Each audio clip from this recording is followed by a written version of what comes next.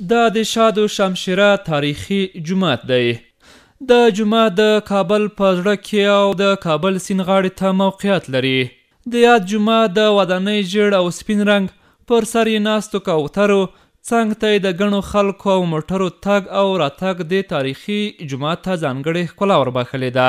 د په کابل کې لومړی لرغونی جومات دی چې په 1907 کال کې د غازي امان الله خان د مور لخوا جوړ شوی دی. دا چې د وخت په تیریدو سره د بېلابېلو عواملو له کبله دې جومات ته سخت زیان رسېدلی و، نو حکومت یې د بیا ترمیم او رغولو اراده وکړه چې د ښار جوړولو او ځمکو وزارت لخوا په 1998 کال کې د ترمیم عملی چارې پیل شوې او په 21 میاشتو کې چارې بشپړې شوې. پروژه مسجد شاهد شمشیره از جانب وزارت محترم شهرسازی و اراضی با ریاست ساختمانی افغانی اداره انکشاف ملی عقد قرارداد گردیده که بعد از 21 ماه کاری و تلاش های شبانه روزی و متخصصین انجینران ریاست ساختمانی افغانی حدوداً کار آن تکمیل گردیده و بودجه آن حدود 35 میلیون افغانی از جانب وزارت محترم شهرسازی و اراضی می باشد. جومات په پخواني سبک بیا ترمیم او رغول شوی دی. د مسؤلینو په وینا د جومات دننه هغه برخې چې په تاریخي آبداتو پورې اړوند دي لکه ودانۍ، د ودانۍ دننه کړکۍ، ستنې، چت، محراب او داسې نور د پخوا په شان ترمیم شوي دي.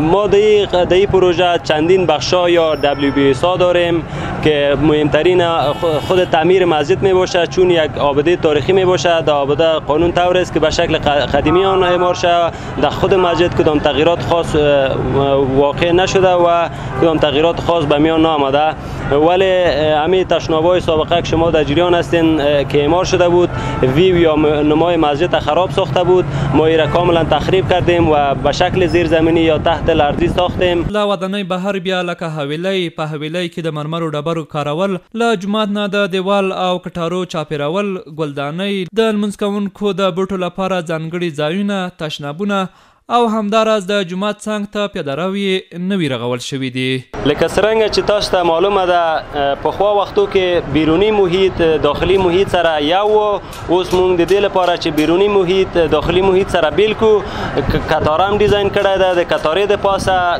تزییناتي ګروپونه دي او همچنان د دې په خاطر چې بوټونه ورک نشي دلته 3-4 دانې بوټدانې موږ ډیزاین کړی ده ساحه کې چې تاسو وینې نصب شوی. همچنان گلدانونه دی چې گلونه هم پکې نصب کړي دي او همچنان پیاده روونه دي. په دې نه علاوه جای نمازی تیږي دي چشت هرات چې ابعاد 1 متر 60 سانتی په 18 سانتی کې ده. عام خلک هم د دې تاریخي جومات په بیا ترمیم او رغولو خوشحاله دي. دوی وایي حکومت باید تاریخي آبداتو ته ځانګړې پاملرنه وکړي. دوی زیاتوي تاریخی آبدات د یو هیواد تاریخی قدامت او ارزښت ښیي. نظر ما بسیار یک گام خوب است. با آبادات تاریخی ما را مثلا که جور میکنن، جایی را که جور میکنن، یک از نمادهایی است که کشور ما را به خارج نشان میده که مثلا ما به گذشتگان ما به بودنشان احترامات زیادی داریم و ما قسم زندگی میکنیم که از گذشتگان ما را یک یادبودشان تازه کرده بریم و همچون یکیش شاهد شمشیره ولی صاحب میباشه که ما بسیار خوش شدیم اینجا جور شد. سابق از اینجا ما تیر میشدیم یک خاکدانی و دیگه و خرابی ها بود. یکی از فعالیت های دولت ما یکی از فعالیت های وزارت اطلاعات فرهنگ است که در این عرصه فعالیت های خود نشان میدهد که در بخش آبادات تاریخی که از بین رفته جلوگیری میکند. تاریخچه کشور ما را نشان میدهد، یعنی حمایت دولت ما را در این عرصه نشان میدهد. فعالیت های خود نشان به مردم ما نشان بدهد. یا یکی از ابتکارات می باشد که کشور ما را یعنی کابل شهر ما را آباد میسازد، روشن میسازد.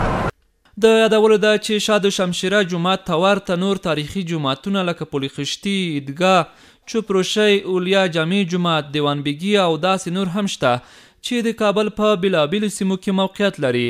له یادو جوماتونو څخه ځینې ترمیم شوي دي او ځینې نور بیا په خپل حال پاتې دي.